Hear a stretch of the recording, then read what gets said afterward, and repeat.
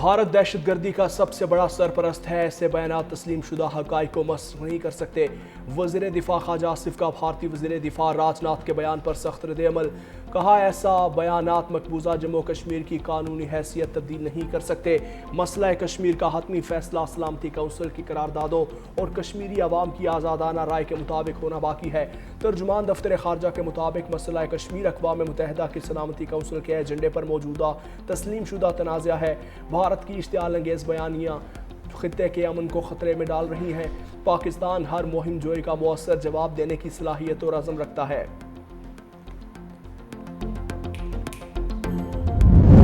آزاد کشمیر عام انتخابات کے پہلے مرحلے میں میرپور ڈویژن کی 13 نشستوں پر پولنگ جاری۔ 14 لاکھ سے زائد ووٹرز نمائندوں کے انتخاب کے لیے حق رائے دہی استعمال کریں گے۔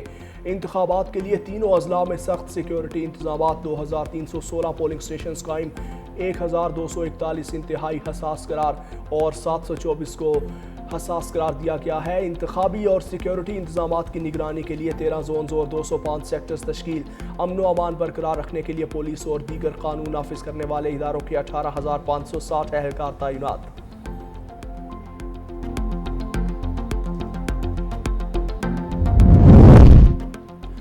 آزاد کشمیر انتخابات میں مبینہ بے ضابطگیوں پر پیپلز پارٹی کا اظہار تشویش۔ الیکشن کمیشن سے شفاف اور غیر جانبدارانہ انتخابی عمل یقینی بنانے کا مطالبہ۔ نائب صدر سینیٹر شاہ رحمان کہتی ہیں کہ ووٹرز کو بلا خوف و خطر حق رائے دہی استعمال کرنے کا موقع ملنا چاہیے۔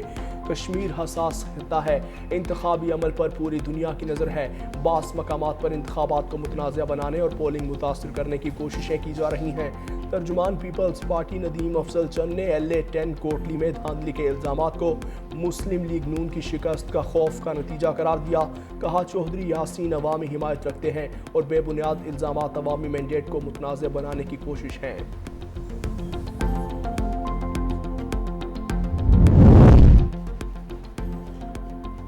آزاد کشمیر میں انتخابی ماحول خراب کرنے کی کوششیں کی جا رہی ہیں، بلا وجہ دھاندلی کے الزامات لگائے جا رہے ہیں۔ پاکستان پیپلز پارٹی کے رہنما قمر زمان قاہرہ کی 365 نیوز سے گفتگو۔ کہا بیلٹ پیپر سے متعلق شکایات کی شفاف انکوائری ہونی چاہیے، عوام اپنے ووٹ کے ذریعے فیصلہ دیں گے۔ پیپلز پارٹی شفاف انتخابات پر یقین رکھتی ہے۔ آزاد کشمیر میں ترقیاتی کاموں کا کریڈٹ بھی پیپلز پارٹی کو جاتا ہے۔ پیپلز پارٹی کسی انتخابی انجینئرنگ یا فارم 45 اور 47 کی پیداوار نہیں۔ کوٹلی کے گلپور پولنگ سٹیشن پر مسلم لیگ نون اور پیپلز پارٹی کے کارکن آمنے سامنے، ہاتھا پائی کی اطلاعات۔ جھگڑے کے دوران ایک دوسرے پر تشدد، نعرے بازی، میڈیا کو کوریج سے روک دیا، نجی ٹی وی رپورٹر کا موبائل فون بھی توڑ دیا۔ پیپلز پارٹی کے مسلم لیگ نون پر انتخابی بے ضابطگیوں کے الزامات۔ دوسری طرف سماہنی بھمبر 2 بابا شاہی شہید پولنگ سٹیشن پر بھی جھگڑا۔ DRO بھمبر کے مطابق لڑائی کے بعد بیلٹ باکس کو آگ لگا دی گئی، ووٹ جلا دیے گئے۔ جھگڑا مسلم لیگ نون اور استحکام پاکستان پارٹی کے کارکنان کے درمیان ہوا۔ الیکشن کمیشن کی 2 پریزائڈنگ افسران کے خلاف کارروائی، مقدمہ درج کر کے پولیس نے گرفتار کر لیا۔ ترجمان کے مطابق دونوں آفیسر پولنگ سٹیشن پہنچنے کی بجائے رہائش گاہ چلے گئے تھے۔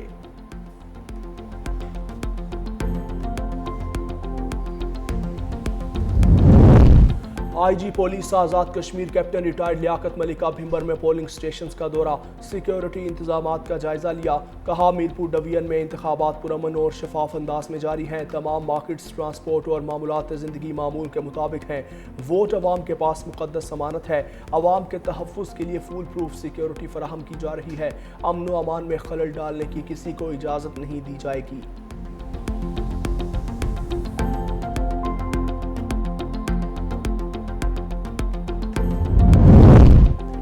ہمارے پاس دنیا کے کسی بھی ملک سے کہیں زیادہ اسلحہ ہے۔ امریکی صدر ڈونلڈ ٹرمپ کے امریکی اخبار نیو یارک ٹائمز کی رپورٹ پر وضاحت۔ کہا ہمارے پاس ہماری ضرورت سے زیادہ اسلحہ موجود ہے۔ اس سے قبل نیو یارک ٹائمز نے اپنے رپورٹ میں دعویٰ کیا تھا نائب صدر JD وینس اور جوائنٹ چیف آف سٹاف کے چیئرمین جنرل ڈین کیئر نے وائٹ ہاؤس کو ایران کے ساتھ جاری تنازع کے دوران امریکی فضائی دفاعی نظام میں استعمال ہونے والی انٹرسیپٹر میزائلوں کے ذخائر میں کمی سے متعلق بریفنگ دی تھی۔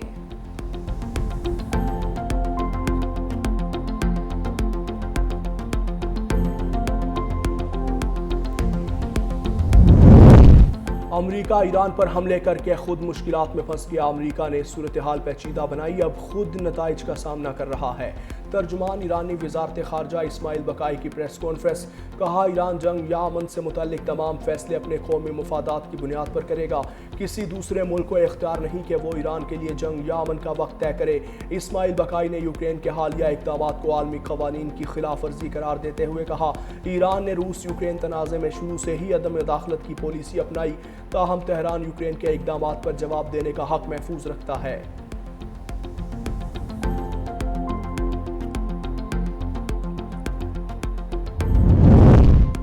ایران اور امریکہ کے درمیان سفارتی روابط میں پیش رفت ہوئی۔ الجزیرہ کا دعویٰ، تہران آبدہ ہرمز سے گزرنے والے بحری جہازوں پر سروس فیس کے مواقف پر قائم۔ رپورٹ کے مطابق عمانی وفد کے تہران میں آبدہ ہرمز کے انتظامی طریقہ کار پر مذاکرات، علاقائی مشترکہ اتحاد کے قیام کی بھی تجویز پیش کرتی۔ اتحاد آبدہ ہرمز کے انتظام کی نگرانی کرے، بحری جہازوں سے ٹرانزٹ ٹول وصول نہ کرنے کی بھی سفارش شامل۔ ایران نے متبادل شپنگ انتظامات کی مخالفت کر دی۔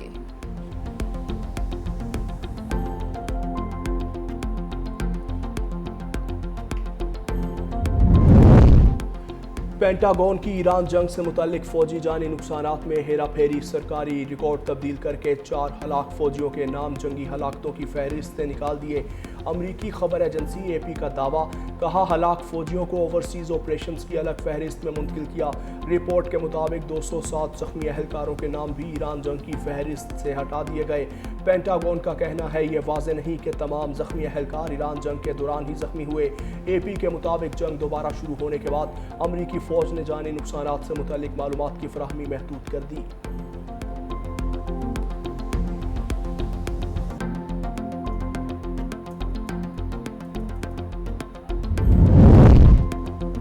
ایران روس کو ہتھیار فراہم کر کے یوکرین کے خلاف جنگ میں شامل ہو چکا۔ یوکرینی صدر زیلنسکی کا ایرانی جہاز پر حملوں کے بعد بیان، کہا ایران اور شمالی کوریا نے پہلے ہم پر حملہ کیا۔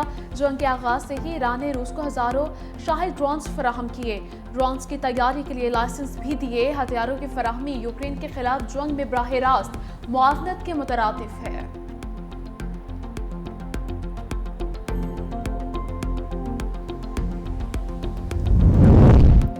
ایران کے خلاف امریکی حملوں میں وقفہ، عالمی منڈی میں خام تیل کی قیمتوں میں نمایاں کمی۔ برینٹ خام تیل 4% سے زائد سستا ہو گیا، قیمت $92.84 فی بیرل ہو گئی۔ امریکی خام تیل WTI تقریباً 5% کمی کے بعد $85.32 فی بیرل پر آ گیا۔ مربان خام تیل تقریباً $97 فی بیرل کے قریب ٹریڈ کرنے لگا۔ ماہرین کے مطابق کشیدگی میں عارضی کمی کے باعث عالمی توانائی منڈیوں میں دباؤ کم ہوا۔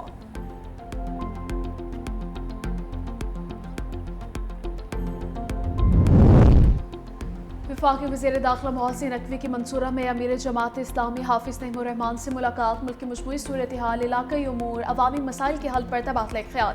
محسن نقوی نے کہا فیلڈ مارشل کی مسلسل کاوشوں سے خطے میں کشیدگی میں دوبارہ کمی آئی ہے۔ وزیر داخلہ نے جماعت اسلامی کی سیکرٹری جنرل امیر العظیم کے انتقال پر اظہار افسوس بھی کیا، فاتح خوانی کی اور سوگوار خاندان جماعت کی قیادت کارکنان کے لیے صبر جمیل کی دعا بھی کی۔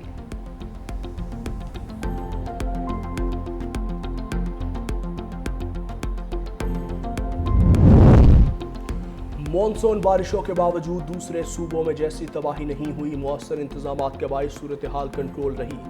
وزیر اطلاعات پنجاب ازما بخاری کی پریس کانفرنس، کہا مرکزی ڈیجیٹل کنٹرول روم کے ذریعے 24 گھنٹے مانیٹرنگ کی جا رہی ہے، اربوں روپے کی لاگت سے نکاسی آب کا جدید نظام قائم کیا گیا۔ لاہور سمیت مختلف شہروں میں بارش کے بعد چند گھنٹوں میں پانی نکال دیا گیا۔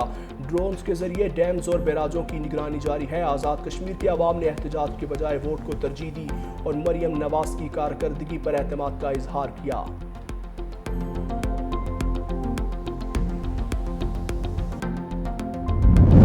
بلوچستان کے علاقے کھڑ کوچا سے کوریئر کمپنی کی گاڑی سمیت 2 افراد اغوا، دہشت گردوں نے مغویوں کی رہائی کے بدلے کوریئر کمپنی کے مالک سے 2.50 کروڑ روپے تاوان طلب کیا۔ عدم ادائیگی کی صورت سنگین نتائج کی دھمکیاں، سیکیورٹی ذرائع کا کہنا ہے مالی وسائل کے حصول کے لیے شہریوں، کاروباری افراد اور نجی اداروں کو نشانہ بنانا BLA کے مجرمانہ نیٹ ورک اور دہشت گردی کی مالی معاونت کے طریقہ کار کو ظاہر کرتا ہے۔ عام بلوچ عوام، مقامی کاروباری شخصیات اور امن و استحکام متاثر ہونے لگا۔ स्टेट बैंक ऑफ पाकिस्तान की मॉनेटरी पॉलिसी कमेटी का इजलास ईरान अमेरिका कशीदगी खाम तेल की आलमी कीमतों मुल्क के मुआशी अशारियों का जायजा लेने के बाद माली साल 27 की पहली मॉनेटरी पॉलिसी का ऐलान किया जाएगा। मौजूदा शरह सूद 11.5% है। खाम तेल की बढ़ती कीमतों महंगाई के दबाव के बायस शरह सूद में 50 से 100 बेसिस पॉइंट्स इजाफे का इम्कान है। कारोबारी हलकों से शरह सूद मौजूदा सतह पर बरकरार रखने का मुतालबा किया गया है।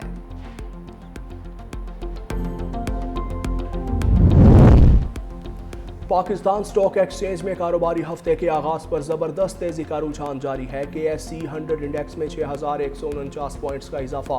इंडेक्स 1,77,170 पॉइंट्स की सतह पर ट्रेड करने लगा। सरमायाकारों की भरपूर खरीदारी के बायस मार्केट में मुस्बत रुझान बरकरार है।